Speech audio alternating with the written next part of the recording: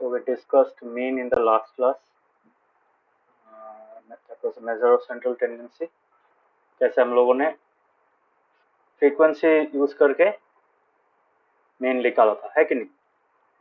Hopefully तुम लोगों को एक पीडीएफ मिला था लास्ट क्लास का। लास्ट क्लास के पीडीएफ में मैंने एक पोर्शन ऐड किया था तुम लोग को पढ़ाने के बाद, ये टेबल ऐड किया था। यहाँ पे देखो, इसी फॉर्मूला को मैंने इस टेबल पे अप्लाई किया। ठीक है, कैसे अप्लाई किया देखो, this is x i, this is f i and this is f i x i. ठीक है, कैसे मिला? 10 इंटू 1 10, 20 इंटू 1 20, 36 इंटू 3 इज 108। ठीक है, सो एफ आई एक्स आई करने के बाद मुझे ये वैल्यूज मिला और टोटल क्या आया? टोटल आया 1779। ये क्या है? That is equal to this value, that means sum of all the data. समझ में आया? यहाँ पे भी हम लोगों को हर एक डेटा पॉइंट्स को ऐड करने के बाद 1779 ही मिला था। यहाँ पर भी हम लोगों को 1779 ही मिला। क्यों मिला? बिकॉज अल्टीमेटली मीन निकालने के लिए तुमको टोटल मतलब जितना भी डेटा है उसको टोटल निकालना पड़ता है और उसके बाद फिर से उसको कितना डेटा पॉइंट्स है उससे डिवाइड करना पड़ता है। Summation of F I will give us that 30 value, है कि नहीं? यहाँ पे जो 30 मिला था हम लोगों को, है कि नहीं? यहाँ पे 30 डेटा पॉइंट्स था ना, वो कैसे मिलेगा? By adding up the frequencies. और एफ आई एक्स आई क्या करेंगे? एफ आई एक्स आई अगर ऐड करेंगे so will get the sum of all the data points. समझ में आया? मतलब मीन का वैल्यू सेम रहेगा। यहाँ पे भी तुमको देखो मीन का वैल्यू कितना निकल रहा है? 59.3 निकल रहा है। समझ में आ रहा है?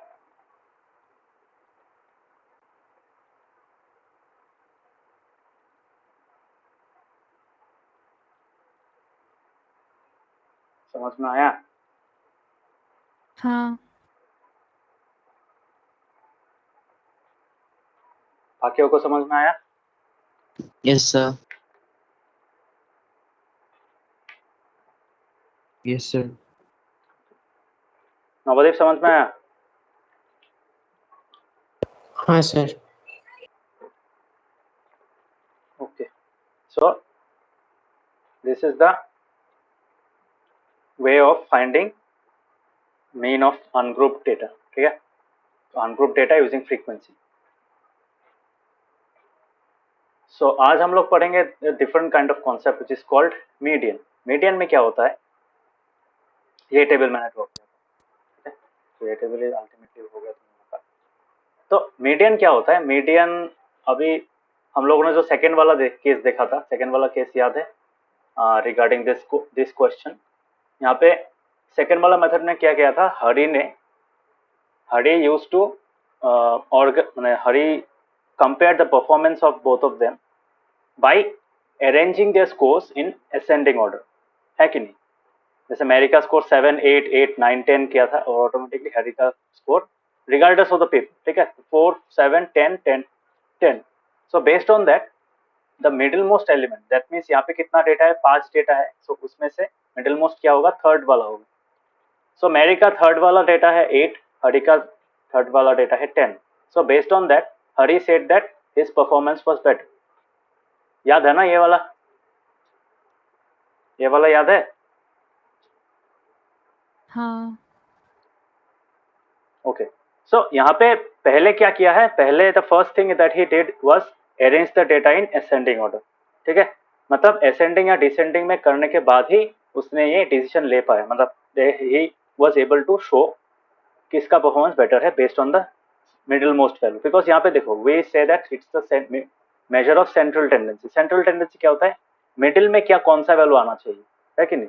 So that middle value is somehow the representative data point for the entire data set, है कि नहीं?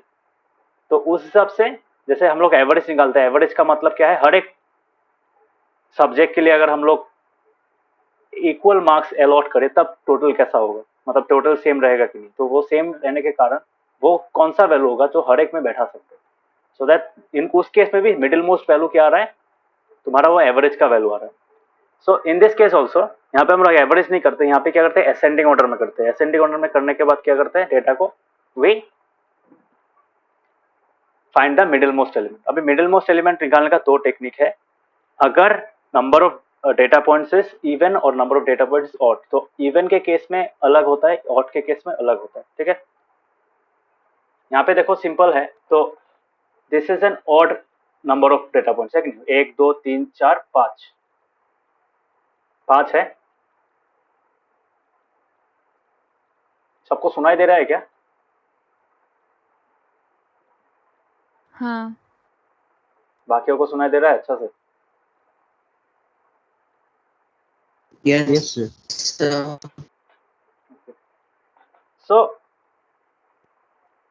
यहाँ पे जो डेटा पॉइंट है, डेटा पॉइंट अल्टीमेटली वो किसके बेसिस पे आ रहा है? The middle most value. ठीक है, तो मिडिल मोस्ट वैल्यू निकालना बहुत इजी है अगर वो ऑड नंबर होता है। ऑड नंबर से क्या होता है, देखो यहाँ पे ये जो मिडिल मोस्ट वैल्यू थर्ड है, थर्ड वाला मिडिल लेने के बाद क्या हो रहा है, लेफ्ट हैंड साइड में भी 2 एलिमेंट्स है, राइट हैंड साइड में भी 2 एलिमेंट्स है, तो that makes it easier. But अगर इवन होता है, इवन होने से क्या होता है, वहां पे तुम लोग डायरेक्टली नहीं बोल सकते, वहां पे मिडिल में 2 वैल्यूज आ जाता है कि नहीं? For example if you have 6, तो अगर 6 होता तो कौन सा वाला होता? थर्ड और फोर्थ हो जाता है कि नहीं? ताकि इसी जाके लेफ्ट और राइट में इक्वल नंबर ऑफ एलिमेंट्स रहे। अभी यहाँ पे देखो, सो मीडियन निकालने के लिए क्या करेंगे? So for finding the median, so median होता क्या है वो पहले लिख लेते हैं।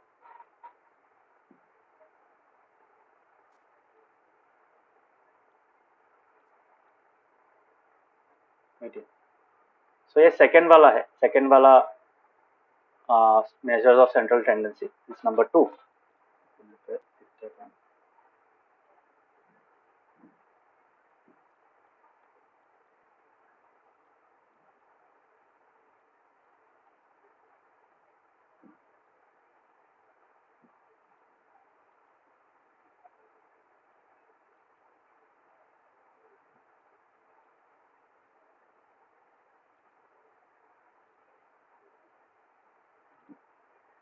So what is the median?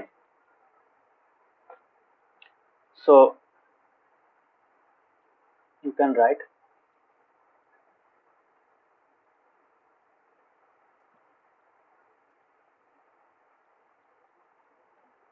after arranging the given data in an ascending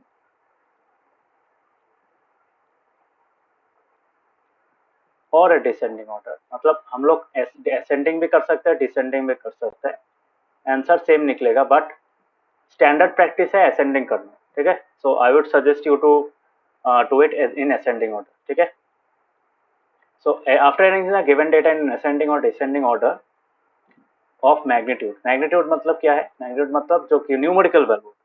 ठीक है, so based on the numerical value, if you arrange the data points, if you arrange the data that you have collected in the data set, so उसको क्या करना पड़ता है, उसमें से जो middle most value, the value of the, इसलिए देखो मिडिल नहीं बोल रहे यहाँ पे, मिडिल मोस्ट बोल रहे हैं। मिडिल मोस्ट मतलब इवन के केस में 2 मिडिल वैल्यूज मिलेगा, उसका एवरेज निकालना पड़ता है।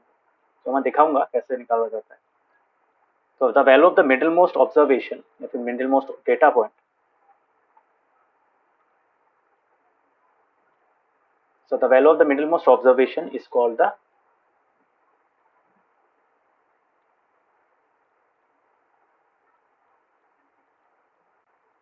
median of the data। ये समझ में आया सबको? डेफिनेशन क्लियर है?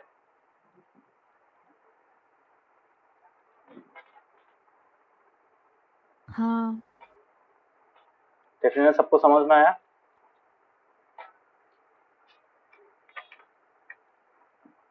yes, sir. Yes, sir. Okay, तो मीडियन निकालने का 2 टेक्निक है। सो let us find the median of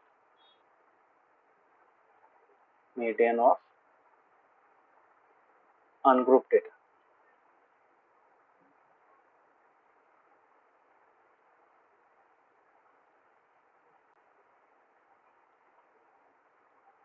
तुम लोग के बुक में क्या है? बुक में तो नहीं हो गया, ये तुम्हारा हो गया मीडियन। ठीक है, तुम लोग का वो नहीं है, मतलब ग्रुप वाला नहीं है, ग्रुप वाला मीन भी नहीं है तुम लोगों का, अनग्रुप्ड ही चाहिए। तो मीन मीडियन मोड जो क्वांटिटीज है मेजर्स ऑफ सेंट्रल टेंडेंसी के लिए तुम लोग को ग्रुप डेटा क्लास 9 में नीचे है, 10 में तुम लोगों को मिलेगा। ओके, सो let us consider group ungrouped data only till now. So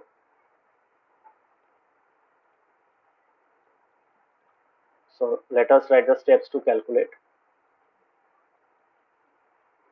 कैसे निकालते हैं, ठीक है।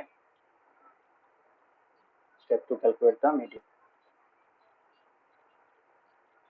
बहुत इजी है, देख लो कैसे करते हैं। So step 1,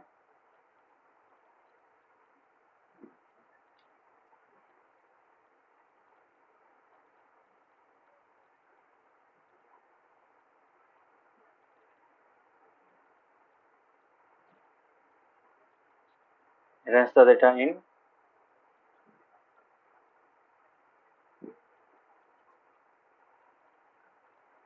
an increasing or decreasing order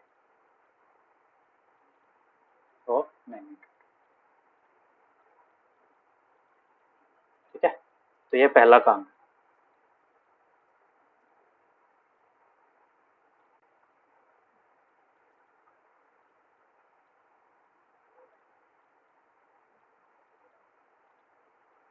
Count the number of observations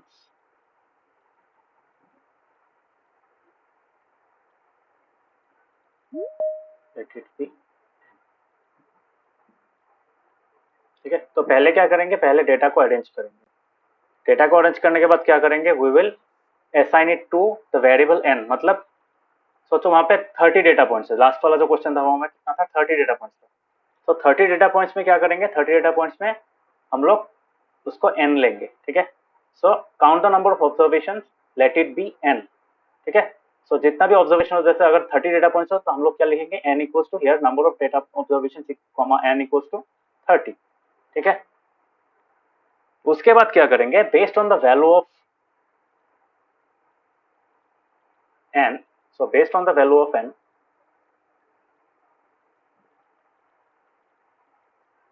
based on the value of n,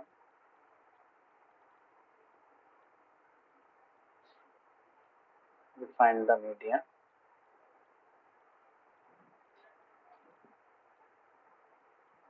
as follows.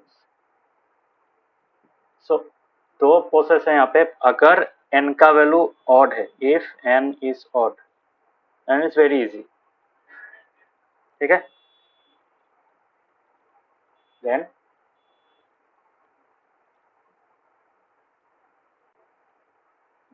median is equal to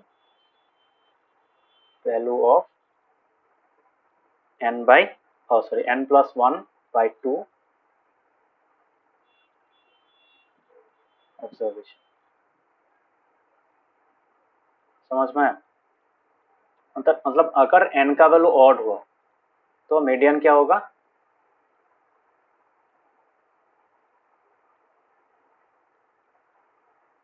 तो मीडियन हो जाएगा ये।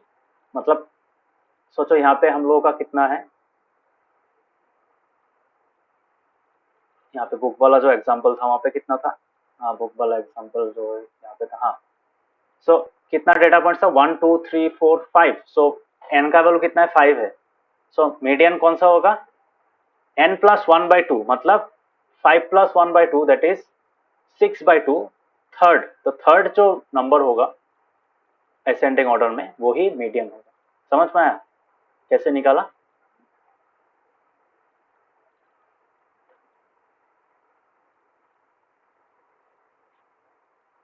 कितना डेटा पॉइंट्स है यहाँ पे, 1 2 3 4 5। सो मैरी का जो स्कोर है उसका मीडियन वैल्यू क्या है, कैसे निकालेंगे, कौन सा वाला होगा number, 5 plus 1 that is 6, 6 by 2 that is 3। तो थर्ड जो एलिमेंट होगा स्टार्टिंग से, तो 1 2 3, तो थर्ड वाला आ रहा है। समझ में आया ये क्यों हुआ, बिकॉज दिस इज ऑड, यहाँ पे number of observation is odd. समझ में आ रहा है सबको?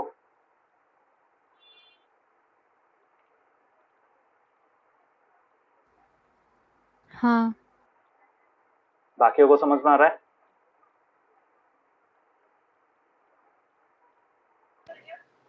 Yes, sir. Yes, sir. Navodaya समझ में आया? हाँ सर. हम लोग साउंड्स भी करेंगे कुछ, then you will get to understand better.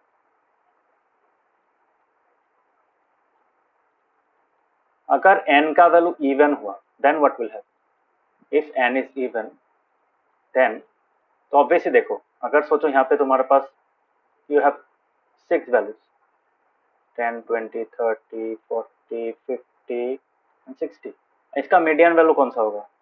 अभी देखो, इसको मीडियन नहीं ले सकते, इसको मिडिल वैल्यू लेने से क्या होगा? यहाँ पे देखो 2 है, यहाँ पे 3 है, this is not the middle value. ठीक है. सिमिलरली इसको भी नहीं ले सकते, इसको अगर लिया तो लेफ्ट हैंड साइड में कितना आया? 2 आया, यहाँ पे कितना आया? 3 आ गया. सो अनइक्वल हो गए. ठीक है. मिडिल में क्या होगा? इक्वल होना पड़ेगा. So this two both are considered as the middle one. So automatically यहाँ पे क्या हो जाएगा? 2 हो जाएगा, और इस साइड में भी 2 एलिमेंट्स रह जाएगा. समझ में आया? इस साइड में कितना हो गया? 2, और इस साइड में भी 2 रह गया. समझ में आया? सो इसीलिए इसको मीडियल बोला जाता है. सो मीडियन में क्या होता है? अगर इवन ऑड होता है तो सॉरी, अगर इवन होता है तो क्या होता है? तुम्हारा मिडिल में 2 एलिमेंट्स आ जाता है. तब क्या करना पड़ता है? We have to find the average of this two. मतलब इन दोनों का एवरेज क्या होगा? Obviously it will be 35. So 35 will be the median value in such a case. समझ में आया? हाँ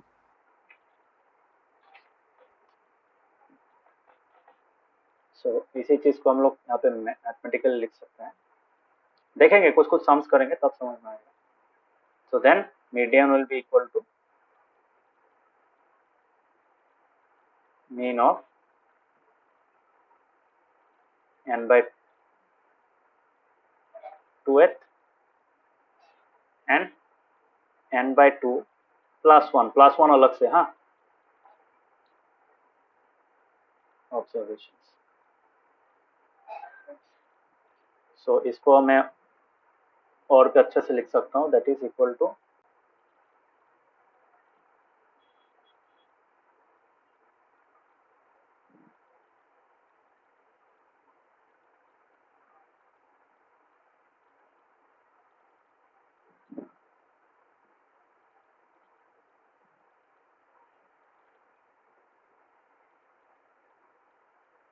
टू होगा ना, तो we are finding the mean of 2 numbers.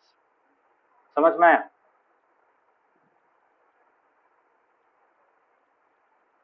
सबको समझ में ये चीज?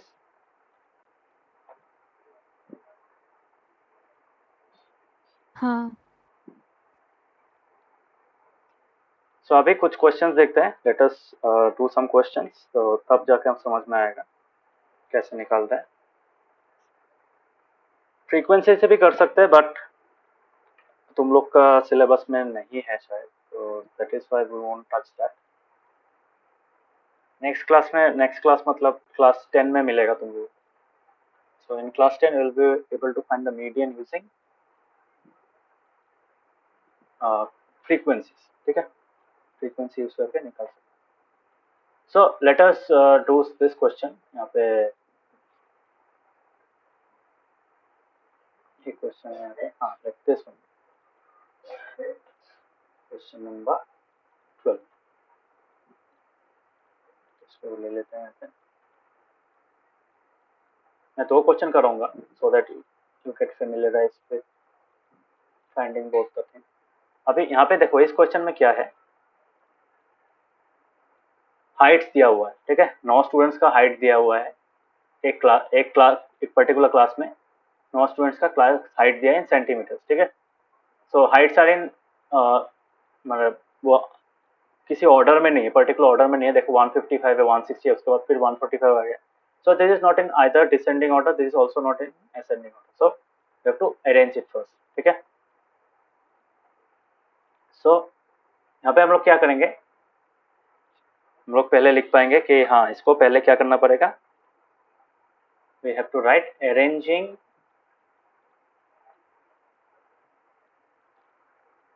the heights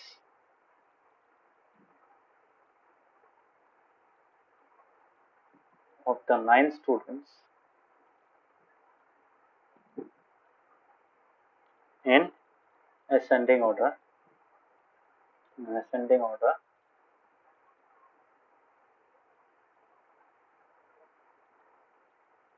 we get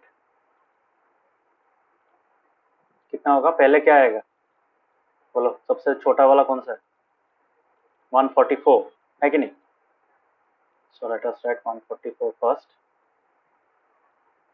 उसके बाद क्या आएगा 145, 155 आया, उसके बाद 147, ओके 147, उसके बाद क्या आएगा 148, 149, 150, उसके बाद क्या है 152, उसके बाद शायद तुम्हारा 155 आएगा, है कि नहीं। सबको समझ में आ रहा है कैसे कर रहा हूँ। हाँ। उसके बाद क्या आएगा 155 के बाद 160, है कि नहीं। और कुछ है, और तो नहीं है, तो चेक कर लेते हैं 1 2 3 4, देयर आर 9 डेटा पॉइंट्स, है कि नहीं। तो 1 2 3 4 5 6 7 8 9, ओके ठीक है 9 है, ठीक है। अभी हम लोग क्या लिखेंगे, अभी हम लोग लिखेंगे हियर नंबर ऑफ ऑब्जर्वेशंस कितना है, किस सिंबल से असाइन करेंगे इसको, n, ठीक है। मीन के लिए भी n यूज करते हैं, यहाँ पे भी n यूज करते हैं। ब्रैकेट में क्या लिखेंगे, सॉरी नॉट 11, यहाँ पे कितना 9 है कि नहीं, तो दैट इज ऑड, है कि नहीं।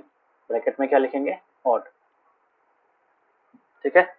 सो मीडियन क्या होगा, so therefore median height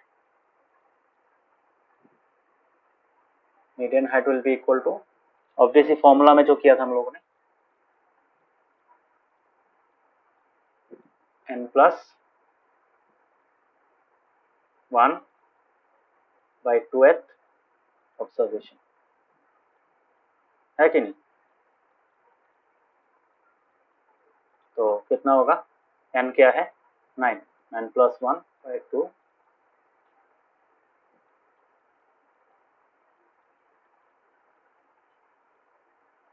so that is equal to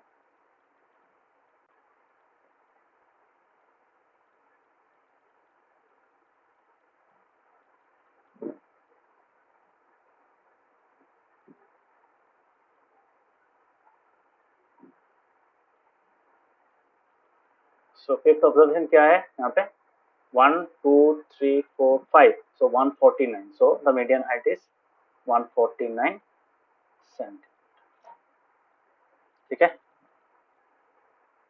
यहाँ पे इसको ऐसे आंसर लिख के यहाँ पे आंसर भी लिख सकते हो।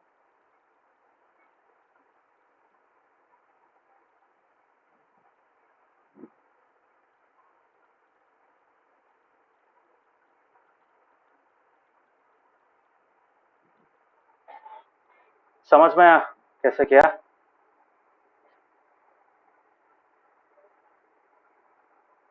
हाँ। सो let us do similar kind of question. यहाँ पे और एक क्वेश्चन ले लेते हैं। यहाँ पे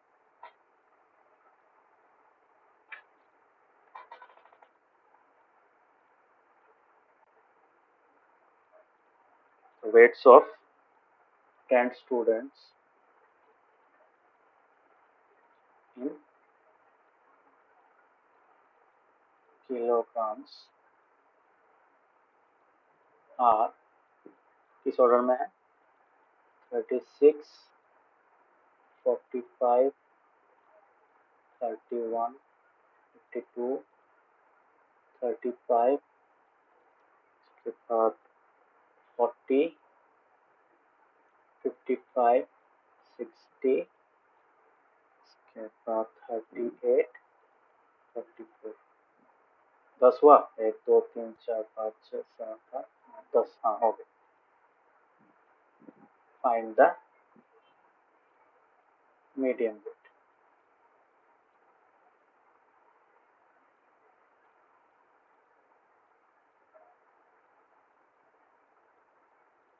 सो यहाँ पे भी सेम लिखेंगे। तो let me copy this part because ultimately solution वाला पार्ट सेम ही होगा यहाँ पे, सिर्फ लास्ट में जाके और डेटा सीट चेंज होगा, ठीक है। Let me copy this solution, time कम लगेगा।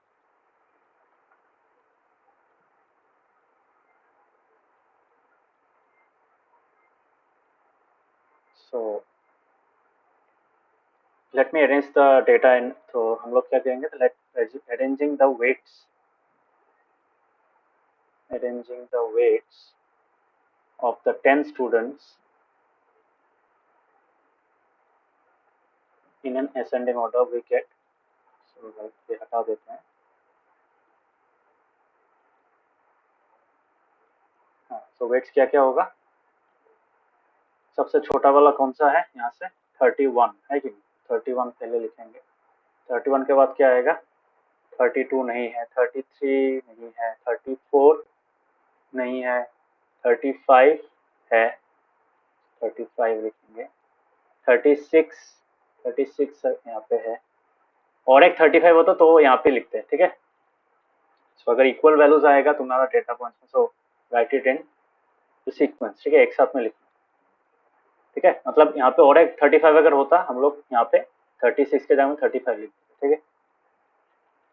तो 31, 35, 36 हो गया, 36 और नहीं है, 37 नहीं है, 38 है तो 38 लिखेंगे, 39 नहीं है, उसके बाद 40 है तो 40 लिखेंगे,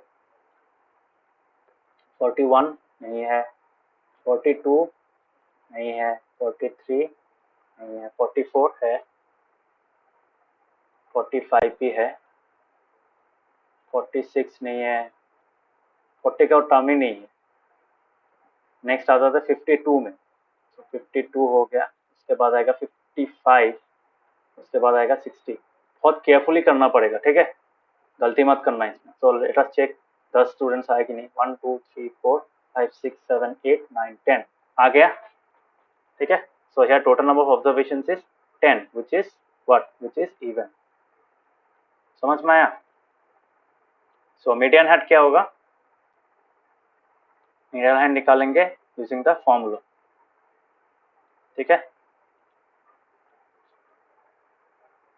समझ में आया।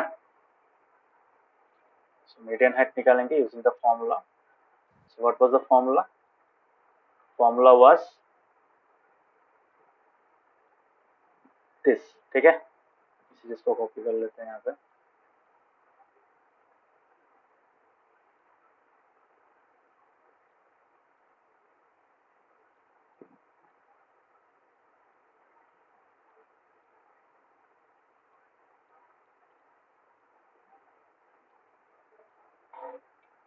सो क्या होगा यहाँ पे, डायरेक्टली लिख देते हैं, n/2 मतलब 10/2, तो 10/2th ऑब्जर्वेशन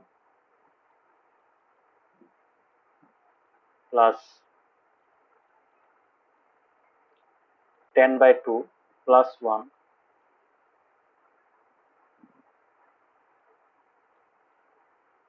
ठीक है, समझ में आ रहा है, बाय 2। सो यहाँ पे क्या होगा तुम्हारा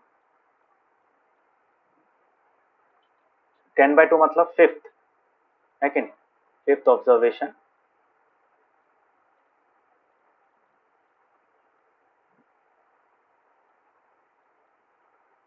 प्लस को क्या होगा 6th ऑब्जर्वेशन। कैसा 6th हुआ, 5 + 1 6, समझ में आया।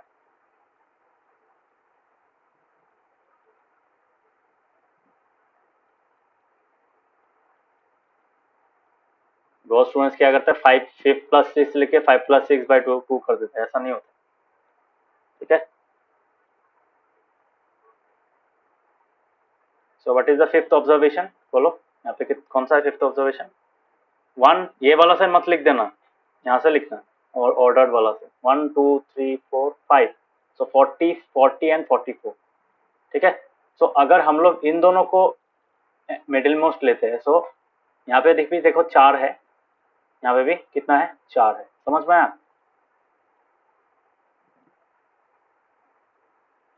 Is it clear. Yes. सो क्या होगा 40 और प्लस 44 होगा, सो 40 is the 5th observation and 44 is the 6th observation, ठीक है। सो दैट इज वाई इन लोगों को डिवाइड करना पड़ेगा, 40 + 44 क्या कितना होता है 84 होता है, 84/2 which is equal to how much? It is equal to 42. ठीक है, सो हम लोग लिख सकते द मीडियन वेट, ये केजीज में था, so the median weight is 42 kg, है कि नहीं? समझ में आया कैसे किया? हाँ सो एक मैंने किया for odd Yes, one, sir. Odd values के लिए नंबर ऑफ ऑब्जर्वेशन जब ऑड होता है उसके लिए किया, ऑड वाला इजी है, डायरेक्टली निकल जाता है, और इवन होने से क्या होता है, you have to find the average of the middle, ठीक है, मिडिल टू। तो यहाँ पे देखो, यहाँ पे हम लोगों ने इसको मिडिल लिया था, सो दैट इज वाई यहाँ पे भी 4 आ रहा था, यहाँ पे भी 4 आ रहा था। जब इवन हो जाता है तब ये चीज पॉसिबल नहीं होती, ठीक है। सो मिडिल में कितना आ जाता है इवन होने से? To get similar kind of arrangement you have to consider both of them as the middle most. So दो वैल्यूज तो नहीं हो सकते मीडियन का, इसलिए उन दोनों वैल्यूज का हम लोग क्या निकालते हैं, उन दोनों वैल्यूज का एवरेज निकालते हैं। समझ में? Everyone clear how to find the median of ungrouped data? Yes Yes, sir. इसमें सिर्फ एक ही टफ पार्ट है, कैलकुलेशन भी इतना टफ नहीं होता है इसका। The most tough part is in this one is what is arranging it in ascending order. ये बात भूल जाना, बहुत लोग क्या करते हैं डायरेक्ट ही मीडियन निकाल लेते हैं, डोंट डू दैट, ठीक है। मीडियन निकालने के लिए median of any kind of data, मतलब अगर तुम्हारा ऑर्डर्ड है अनऑर्डर्ड है कोई किसी के लिए भी डेटा या फिर क्लास इंटरवल्स को क्या करना पड़ता है, अरेंज करना पड़ता है, ठीक है। समझ में आया? So in that manner we have to solve. इसको तुम डिसेंडिंग में भी कर सकते हो, बट प्रेफर किया नहीं जाता बिकॉज डिसेंडिंग में टाइम ज़्यादा लगता है, मतलब एक एक करके छोटा करना पड़ता है ना। So logically it is easier to arrange numbers in ascending order, ठीक है। तो तुम लोग असेंडिंग ही करना, ऑल्दो डिसेंडिंग करने से भी सेम आंसर मिले, बट डिसेंडिंग में ऑर्डरिंग में प्रॉब्लम आता है। So clear? So next, let us continue with the next part of the third type of measure of central tendency, that is called, क्या बोलते हैं उसको? उसको बोला जाता है, उसको बोला जाता है तुम्हारा मोड, ठीक है। So number 3,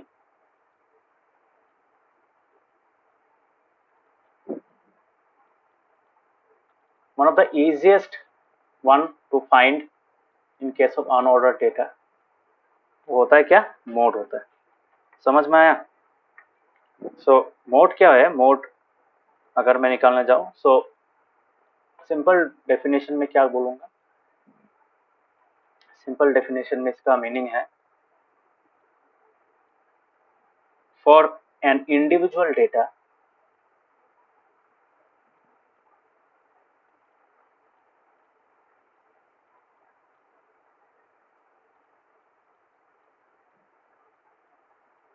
mode is the value of the variable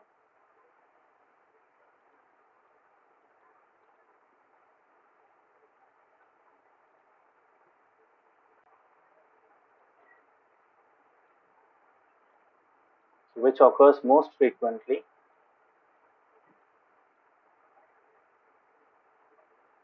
in the data set। इसका मतलब क्या है?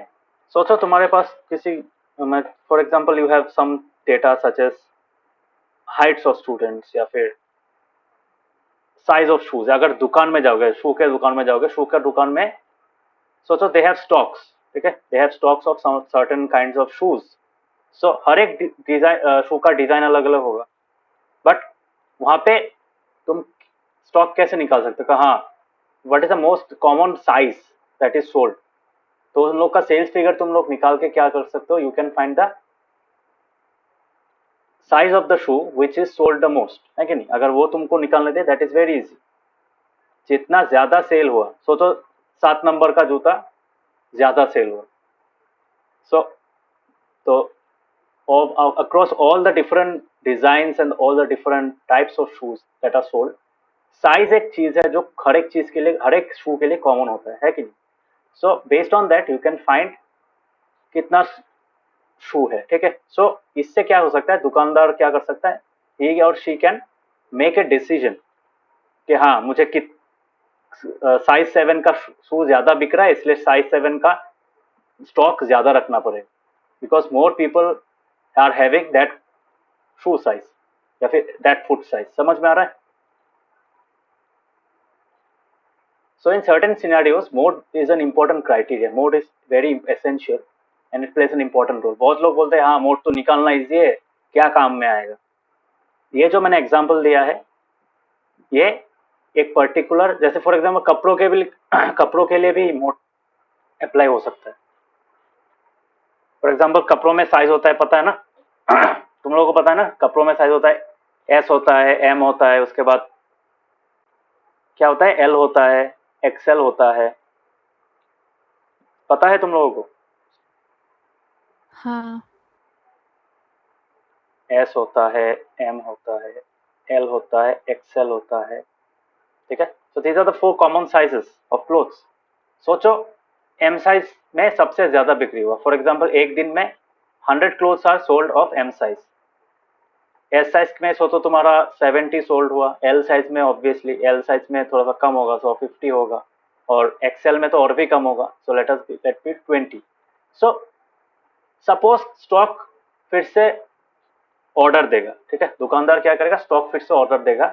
सो उसका नेचुरल इंस्टिंक्ट क्या होगा, उसका नेचुरल इंस्टिंक्ट होगा हाँ एम साइज ज्यादा बिका है तो मैं जो जो डिजाइन का कपड़ा लूंगा या फिर जो जो अलग अलग, फॉर एग्जांपल शर्ट ला रहा हूँ, ठीक है, शर्ट जो ला रहा हूँ उसका जो साइज लूंगा या फिर टी शर्ट ला रहा हूँ, सो ऑटोमेटिकली क्या होगा, एम साइज का स्टॉक ज्यादा लाऊंगा, क्योंकि लास्ट सीजन या फिर इस साल ही ये ज्यादा बिका था।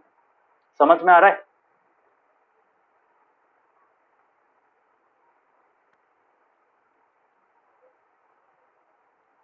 समझ में आ रहा है? हाँ। हाँ sir. So how did he find that? यहाँ पे देखो उसका डेटा कैसा होगा। सोचो ये एक शर्ट है, तुम्हारा इसका रिकॉर्ड कैसा होगा, तुम्हारा एक्सेल शीट में या फिर ऐसा डेटाबेस में स्टोर हुआ होगा डेटा। सो वहाँ पे तो सोचो पोलो टी शर्ट बोल के एक था, उसका दाम कितना, सेल्स फिगर मतलब सेल का एक रिकॉर्ड बता रहा हूँ मैं। पोलो टी शर्ट है, यहाँ पे कितना है तुम्हारा, उसका दाम है सोचो 799, ठीक है, और तुम्हारा कितना तारीख में बिक्री हुआ, और उसका साइज क्या था, साइज बोल के कॉलम होगा यहाँ पे। तो साइज का कॉलम होगा तुम्हारा, यहाँ पे एम लिखेंगे। तो सिमिलरली यहाँ पे और भी ऐसा टाइप का डेटा होगा, तो हर एक एम साइज को कैलकुलेट करोगे, so you can find the total number of shirt sold for the M size. Similarly you can find the total number of shirt या फिर dresses sold of S size, and total number of dresses sold of L size, and similarly for the XL size also। समझ में आया? सो इस दुकानदार के पास ये होगा रॉ डेटा, इससे वो क्या करके एग्रीगेट करेगा, हर एक साइज का डेटा को वो एग्रीगेट करके ये वैल्यूज निकालेगा, ठीक है। सो इसमें देखो एक चीज होता है M size. M size is the most frequently occurring one. ये जो जितना भी शर्ट्स टी शर्ट्स या फिर जो कि कपड़ा बिक्री हुआ वहां पे, उसमें क्या हुआ, M size was the most common. So अगर एम साइज ज्यादा कॉमन हुआ तो automatically this is called the mode of the data. समझ में आ रहा है मोड का मतलब? हाँ।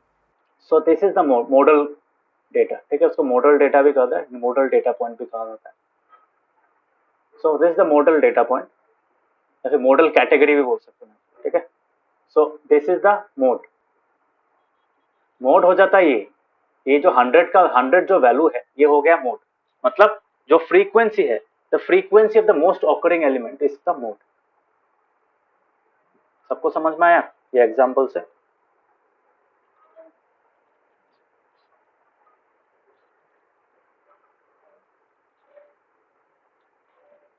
काव्यक समझ में आया?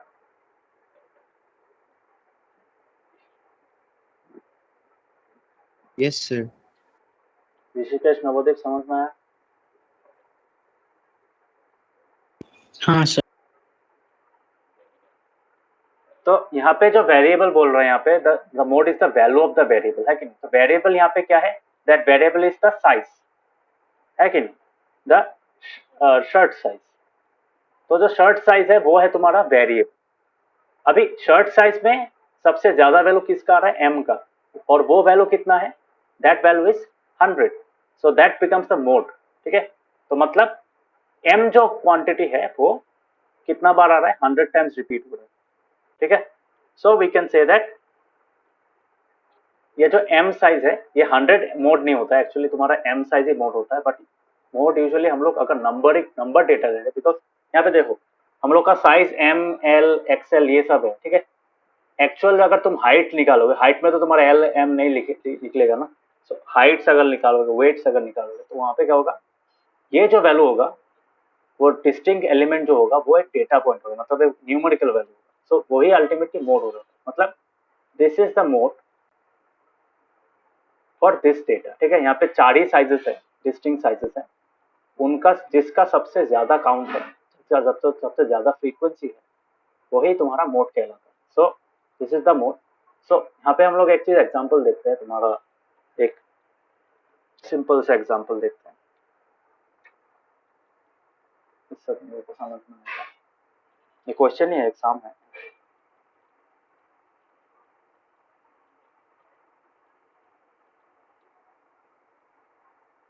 तो एक चीज लिखना भूल गए थे, तुम्हारा ये मैंने इंडिविजुअल डेटा के लिए लिखा था, कोई पर्टिकुलर अगर तुम्हारे पास डेटा है, मतलब सोचो तुम्हारे पास वैल्यू 3 है डेटा में, सो 3 कितना बार रिपीट हो रहा है वो हो जाएगा। But if there is a given data, ठीक है, मतलब if it's a data set, it's a complete data set of very different values, मतलब बहुत सारा वैल्यूज अगर, तब क्या होगा।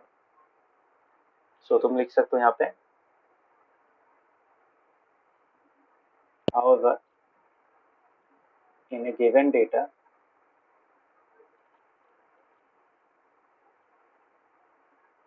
the value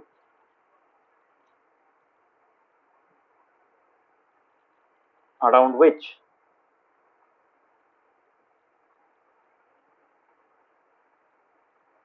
there is greatest concentration, मतलब greatest concentration का मतलब क्या है, अगर उसको अरेंज करोगे, मतलब इसमें अरेंज करने का जरूरत नहीं है, बट अगर अरेंज करोगे ज्यादातर वैल्यूज कहाँ पे रहेगा तुम्हारा, अगर बार ग्राफ में रिप्रेजेंट करेंगे, तो बार ग्राफ में क्या होगा, उसका बार का हाइट सबसे ज्यादा होगा।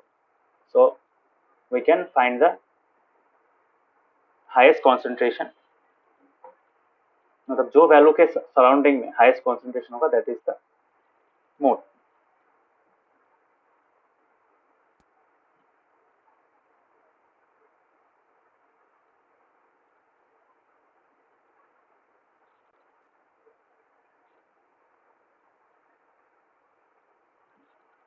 ठीक है, सो इसी चीज को हम लोग देख लेते हैं कैसा होता है। Let us do a sum to understand this concept. So suppose there is a question,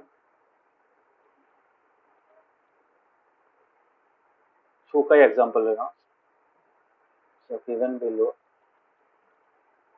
is the number of pairs of shoes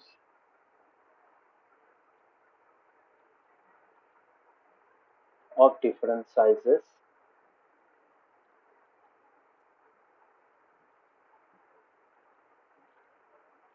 sold in a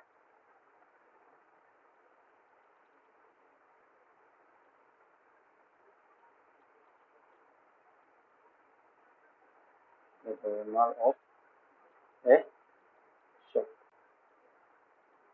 ठीक है, so यहाँ पे दो वैल्यूज है, यहाँ पे फर्स्ट कॉलम है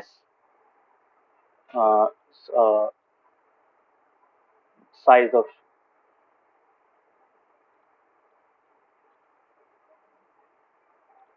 और सेकंड है नंबर ऑफ पेयर्स।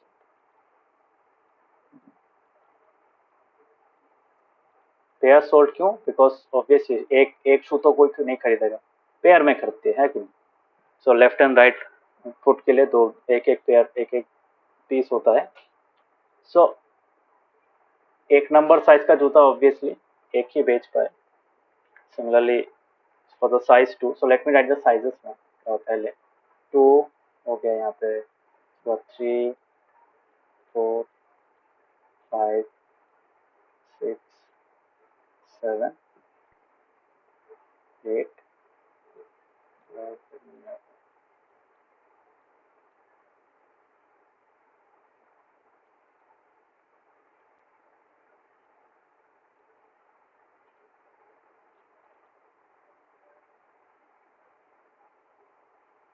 लास्ट में आएगा वो का 9. सो कितना है? सो साइज 2 का जूता कितना बिक्री हुआ? 2. 3 साइज का भी 2 हुआ, 4 का 3 हुआ, 5 का 4 हुआ, 6 का कितना हुआ? 5 हुआ, 7 का कितना हुआ? 3 हुआ, और यहाँ पे भी 7 और 2. ठीक है.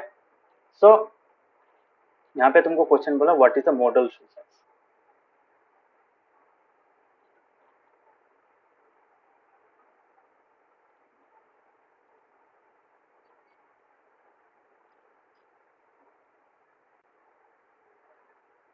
इसका सोल्यूशन लिखना बहुत इजी है, बहुत सिंपल सा काम होता है ये वाला. ऐसा भी हो सकता है तुमको एक ही क्वेश्चन दिया होगा, वहाँ पे you have to find the mean, the mode as well as the median. So एक ही डेटा सेट के लिए तुम तीनों वैल्यूज निकाल सकते हो, जस्ट टू बी क्लियर. ठीक है, समझ में आ रहा है?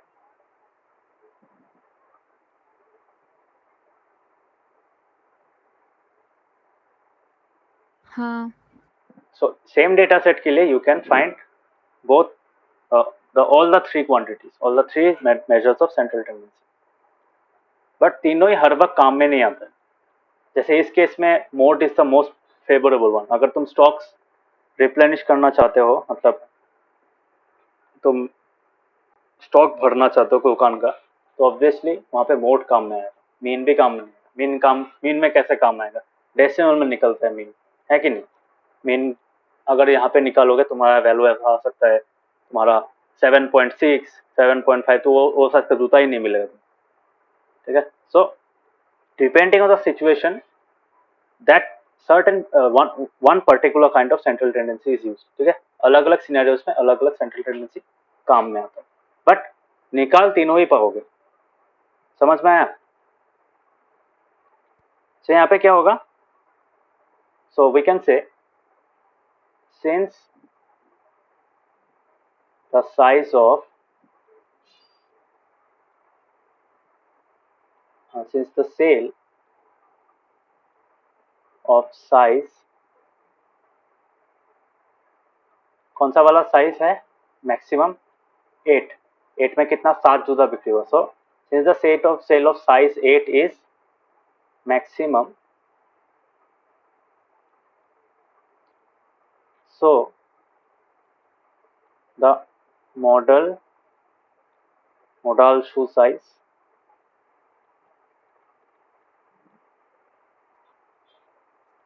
is what? 8. ठीक है. फ्रीक्वेंसी नहीं होता है कभी note. The frequency is always the data. ठीक है, इंडिविजुअल जो डेटा पॉइंट होता है. जैसे यहाँ पे क्या होगा, अगर हम लोग सेल्स फिगर्स देखें तो ऐसे करके आएगा 1 2 2 3 3 4 4 4 5 5 5 5 6 ऐसे आएगा, है कि नहीं? अगर हर एक सेल फिगर्स में शू का साइज देखें. यस और no? So that is why we can say इसी सामने और एक दिखाता हूँ तुम लोगों को, और एक टाइप का. ये समझ में है सबको? ये क्यों 8 हुआ यहाँ पे? हाँ. बाकियों को समझ में आया?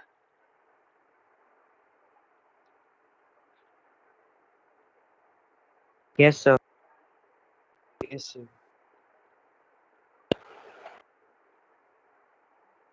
नवदीप समझ में आया? हाँ सर. तुम लोग का बुक में क्या है? यही है.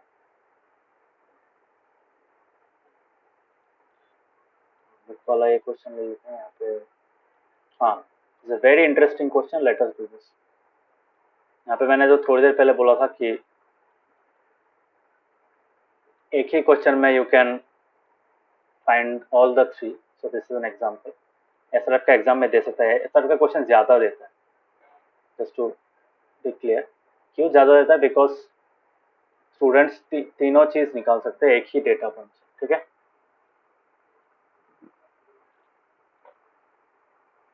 सो इसका आंसर क्या होगा? यहाँ पे देखो,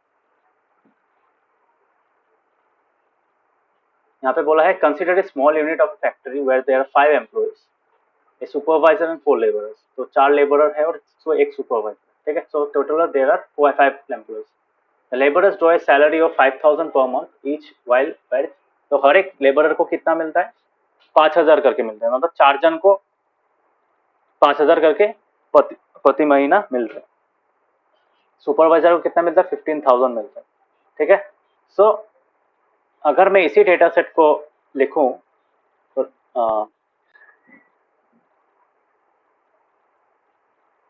मतलब 5 डेटा पॉइंट्स को लिखो तो 5 डेटा पॉइंट्स क्या होगा तुम्हारा? यहाँ पे ऐसे लिख सकते हैं हम लोग.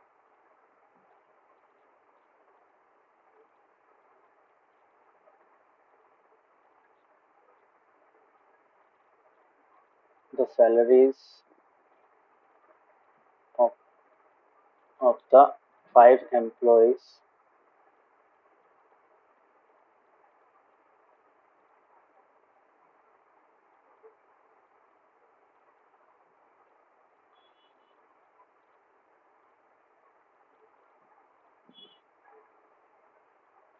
can be written as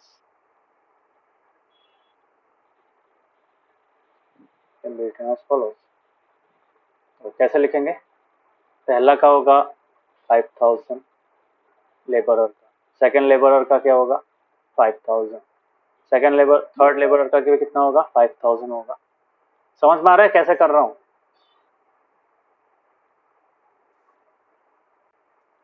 और 4 जन का हो गया. ठीक है. तो एक सुपरवाइजर और 4 लेबरर. तो 4 लेबरर का हो गया. सो सुपरवाइजर का कितना है? सुपरवाइजर का 15000 है. तो these are the salaries of 5 employees each month. है कि नहीं? समझ में आया?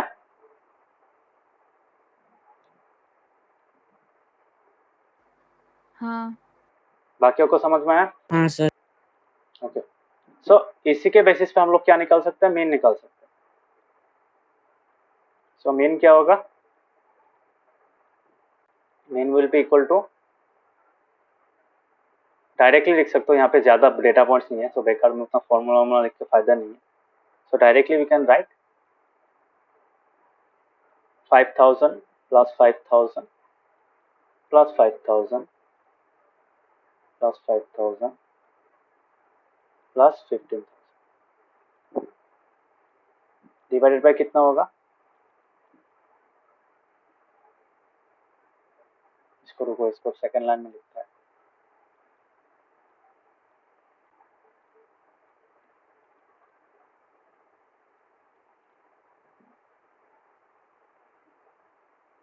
Sum of observations divided by total number of observations.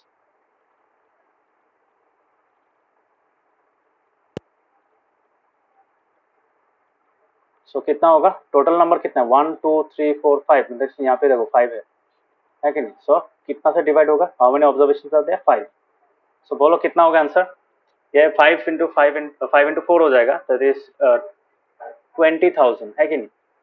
20,000 plus 15,000 कितना होता है? 35,000. है कि नहीं? सो 35,000 बाई 5 कितना होगा? 5 कितना? 35 है. 7. 7. तो 7,000. ठीक है. 7,000 इज द मीन. सिमिलरली अगर मीडियन निकालना जाए तो मीडियन क्या होगा यहाँ पे? मैंने ये सब मैं क्यों करा रहा हूँ? Because you get to understand के हर एक का वैल्यू अलग अलग. मीन का जो वैल्यू होता है वो तुम्हारा डेटा में रह भी सकता है, नहीं भी रह सकता. जैसे यहाँ पे 7,000 है ही नहीं डेटा पॉइंट, है कि नहीं? फिर भी हम लोग का मीन आ रहा है 7,000. सो मीडियन अगर निकाले, मीडियन में क्या होगा, we have to arrange it in ascending order, इसलिए मैंने देखो पहले ही मैंने अरेंज असेंडिंग ऑर्डर में लिख लिया था, है कि नहीं। सो ऐसा केस में अगर तुम लिखोगे, so don't leave it for the median part, mean जब निकालो, मीन के पहले ही तुम लोग क्या करोगे, you have to write it in ascending order, ठीक है। ये ऑलरेडी है असेंडिंग ऑर्डर में,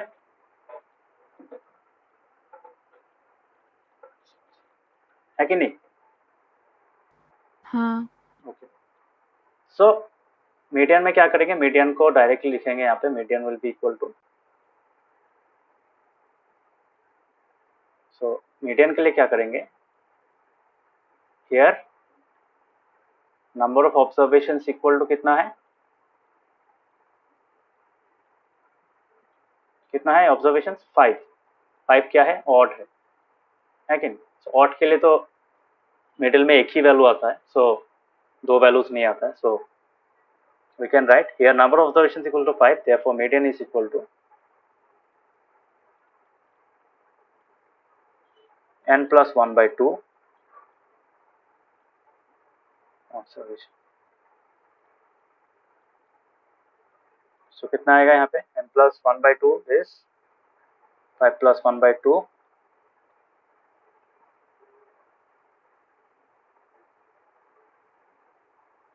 is equal to कितना होगा, 5 plus 1 6 है, 6 by 2 is third, so third observation, ठीक है, समझ में आया। सो थर्ड ऑब्जर्वेशन कितना है हम लोगों का, 1 2 3, सो 5000, सो 5000 इज द मीडियन। और मोड के लिए क्या करेंगे, हम लोग लिखेंगे यहाँ पे सिंस कौन सा वैल्यू ज्यादा ऑकर कर रहा है, 5000, है कि नहीं। So we can say since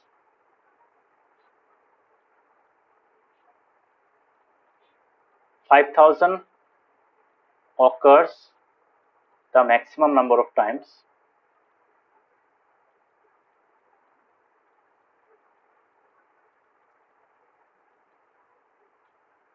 therefore क्या लिखेंगे, therefore we can say mode is equal to,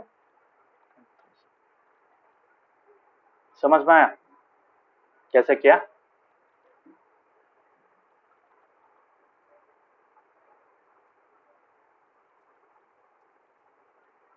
हाँ सो आंसर में एक साथ में लिख देना,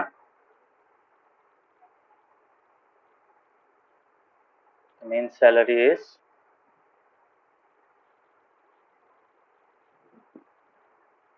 57,000, median salary is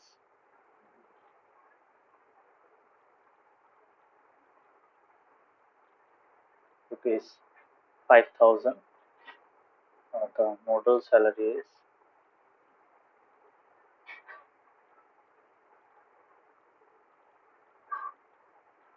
rupees 5,000, ठीक है। तो कर पाओगे ऐसा टाइप का सम, होपफुली। हाँ बाकी लोग समझ में आया, Yes, sir. so that was all that was in this chapter, try करना कैसे होता है। तो वो जो पहले हम लोगों ने मैरी और हैरी का दिखा था, वहां पे देखो अगर मैं ऐसे कंपेयर करें, मेन आ रहा है 8.2, मैरी का आ रहा है 8.4, बिकॉज मैरी का मार्क्स ज्यादा था, सो उसका मेन ज्यादा है, बट मीडियन और मोड क्या आ रहा है, हैरी का ज्यादा आ रहा है, ठीक है, समझ में। सो ये कंपैरिजन करके हम लोग निकाल सकते कि किस किस केस में ज्यादा आ रहा है। सो ओवरऑल हम देख पाए थे कि हैरी ने बेटर परफॉर्म किया था, हैरी का इनिशियल 2 एग्जाम खराब हुआ था, बट बाकी 3 एग्जाम में he scored full 10 on 10, so that is why his performance was better, ठीक है। सो ट्राई करना, यहाँ पे थोड़ा सा ही क्वेश्चन है, ज्यादा क्वेश्चन है नहीं यहाँ पे, तो मेन भी निकाल सकते हो यहाँ से, फ्रीक्वेंसी यूज करना पड़ेगा, summation of F i x I by summation of F I, ये यूज करना पड़ेगा यहाँ पे, ठीक है। तो देखो यहाँ पे एग्जांपल भी देने थे, given situation example in a situation where the mean is an appropriate measure of central tendency, the mean is not an appropriate measure of but median is an appropriate. So ये किस किस cases में होता है? जैसे for example यहाँ पे तुम्हारा मीन कहाँ पे नहीं होता, मीन होता है जहाँ पे तुम्हारा फॉर एग्जांपल जो फू का एग्जांपल था, फू में क्या होता है, फू एग्जांपल में तुम्हारा मोड ज्यादा काम में होता है, मीन इतना काम में नहीं था। क्यों? मोड और मोड में क्या होता है, मोड में तुम्हारा जो डेटा पॉइंट है वही तुम्हारा वैल्यू मिलता है सेंट्रल टेंडेंसी का value. So you can get a particular value from the data itself. ठीक है। मीन में क्या होता है, मीन में तुम्हारा डेटा पॉइंट हो भी सकता है, नहीं भी हो सकता। Same goes for the median as well. Median में अगर तुम्हारा ऑड हुआ तब डेटा पॉइंट के सेम हो सकता है, बट अगर इवन हुआ तब नहीं भी हो सकता। ठीक है। तो ट्राई करना ये वाला, बहुत सिंपल सा आंसर है इसका। कोई भी एग्जांपल सोच में, रियल वर्ल्ड एग्जांपल। ठीक है। So and try to do this kind of question. यहाँ पे देखो हर एक ही डेटा में मीन भी निकाल दिया, मीडियन भी निकाल दिया, मोड भी निकाल दिया। So try it out. ठीक है, ट्राई करना। यहाँ पे और एक इंटरेस्टिंग क्वेश्चन है नंबर 3। नंबर 3 वाला क्वेश्चन बहुत इंटरेस्टिंग है। क्यों? बिकॉज मीडियन दे दिया है। सो मीडियन के बेस पे यहाँ पे कितने 1 2 3 4 5 6 7 8 9 10। So there are 10 values. So automatically middle most values क्या क्या होगा, ये दोनों में आ जाएगा। ठीक है।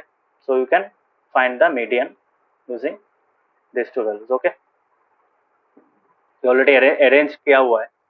सो इन दोनों से क्या करोगे, मीडियन इक्वेट करोगे, एक्स का वैल्यू मिल जाएगा।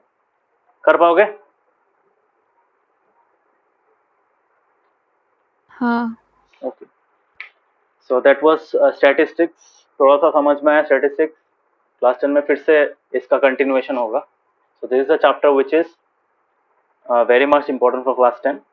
सो 9 के लिए तो है ही, 9 से ज़्यादा 10 में ज़्यादा टफ होगा, बिकॉज मीन में 3 अलग अलग मेथड मिलेगा, मीडियन में भी 3 अलग अलग मेथड मिलेगा सॉल्व करने का। वहाँ पे तुम क्लास इंटरवल्स का भी मीन निकाल सकते हो।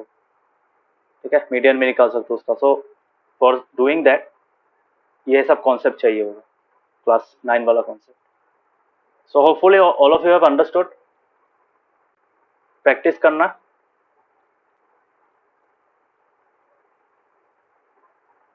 ठीक है। हाँ। Okay, sir. Yes, sir. Thank you, bye bye, good night. Sunday को फिर से साइंस कराऊंगा। संडे और मंडे कंटिन्यूस साइंस होगा। तो we will start tissues on Sunday. ठीक है, सेम टाइम 12 बजे से। Okay, so bye bye, good night. Bye. Good night. Bye, sir. Good night. Bye, sir. Good night.